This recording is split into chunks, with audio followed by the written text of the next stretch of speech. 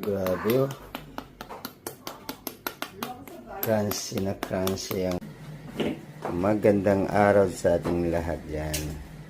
Ngayon po ay magluluto ako ng lechon belly. Sa mga followers natin dyan na hindi kumakain nito, paki-scroll lang po to. Okay. Ito na. Natali na natin. Ito na eh. Nakasalang na.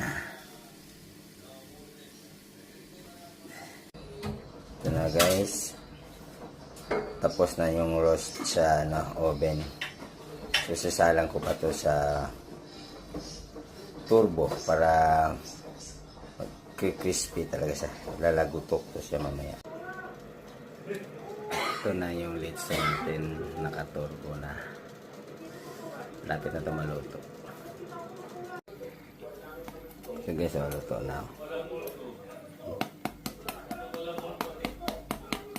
Grabe yung crispy niya. Yan lang po. Thank you sa